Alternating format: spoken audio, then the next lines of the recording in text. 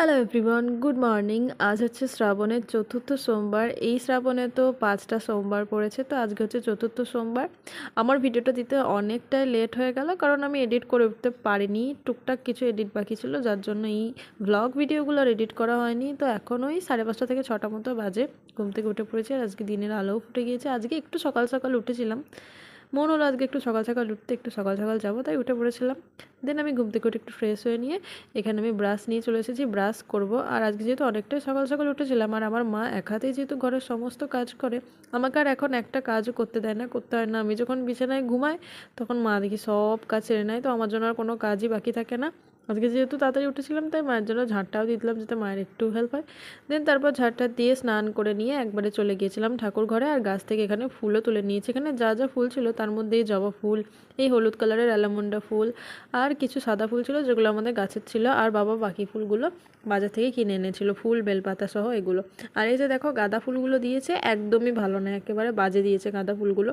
তো বেছে কুচে যেটুকু নেওয়া যায় 2-4টে সে কটাই নেবো। আর বাকিগুলো কী করবো, বাকিগুলো আবার গাছের গোড়ায় দিয়ে দেবো। আমি তো প্রতিদিন ধরো ফুল গঙ্গায় দিতে যায় না বা এরকম কিছু না, আমি যেটুকু ঠাকুরের ফুল ফল হয় সেগুলো আমি সব গাছের গোড়ায় দিয়ে দিই।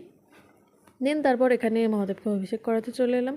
প্রতিদিন আমি একটা কথাই বলি যে আমি এখানে প্রথম থেকে শেষ পর্যন্ত যে স্নান করাই আমি একটু স্কিপ করি না। হ্যাঁ, যদি অনেকটা গ্যাপিং হয়ে যায় তখন সেইগুলো একটু স্কিপ করে দিই, বাট পুরোটাই আমি রাখি।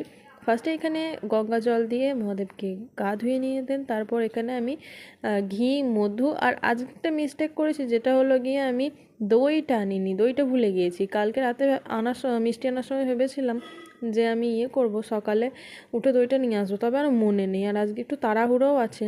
একবার ভাবছি যে যাব বুড়ো রাস্তালা, একবার ভাবছি যে যাব না। আমার তো যাওয়ার মত আছে, এবার পাশের বাড়ির কাকিমা, মানে যার সঙ্গে যাবো, আমার মা যাবে না, বুনুর পরীক্ষা আছে। তো পাশের বাড়ির কাকিমাটা একবার হ্যাঁ বলছে, একবার না বলছে, এই জন্য টানাটানিতে পড়ে গেছি। তো এতক্ষণ পর্যন্ত ফাইনালি এটাই ঠিক হয়েছে যে যাওয়ার হবে না। তো আমি সেই মতো বাড়ির পুজো সেরে, আমি যেমন প্রত্যেকদিন মন্দিরে পুজো দিতে যাই সেরকমই পুজো দিতে যাব। তো এখানে তারপর যেহেতু আমার দইটা আনা হয়নি, তাই চিনিটা দিয়েই মহাদেবকে অভিষেক করে নিলাম। দেন তারপর দুধ, গঙ্গা জল এখানে ঢেলে দিয়েছি। আর তারপর তো তোমাদেরকে যেটা বলছিলাম যে যাবো কি যাবো না এখনও পর্যন্ত ঠিক করে উঠতে পারিনি। এই জায়গাতে দাঁড়িয়েও মানে ঠিক আমি জানি যে এখনও পর্যন্ত আমি যাব না। আর তারপর আজকে একটু অন্যরকমভাবে স্নান করলাম মহাদেবকে। এখানে পুষ্প অভিষেকও করেছিলাম।